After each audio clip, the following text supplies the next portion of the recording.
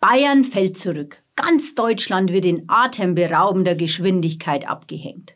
Die Allparteien und ihre Medien schweigen. Vielleicht haben sie nicht verstanden, welche tiefgreifende Revolution gerade weltweit im Gange ist. Das Bankensystem der Welt steckt in der größten Schuldenkrise der Geschichte. Die meisten Staaten sind überschuldet. Der Kaufkraftkollaps infolge der Geldmengenaufblähung durch die Zentralbanken ist langfristig nicht mehr aufzuhalten. Doch in Argentinien setzt Javier Milei bereits seit einem Jahr ein Programm um, das viele für unmöglich gehalten hatten.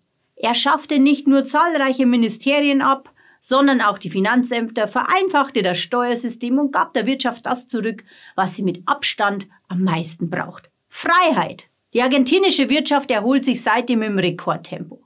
Die Reallöhne steigen, die Inflation ist drastisch zurückgegangen und der Staatshaushalt weist zum ersten Mal seit 123 Jahren kein Defizit mehr auf. In den USA haben Donald Trump und Elon Musk nun nicht weniger als eine Staats- und Geldrevolution angekündigt.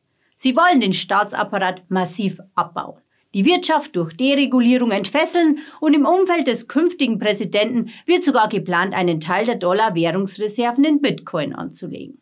Die BRICS-Staaten kaufen Gold im globalen Maßstab auf und bereiten wahrscheinlich eine eigene goldgedeckte Währung vor. Auch hier spielt der Bitcoin als Sicherungsinstrument eine wichtige Rolle. Und in Deutschland hier schnarchen die Altparteien im selbstgebauten Kuschelbett aus Steuermilliarden unter einer wohlig warmen Decke aus aufgeblähtem Staatsapparat und Propagandamedien vor sich hin und erzählen den Bürgern das Märchen von der sozialen Marktwirtschaft.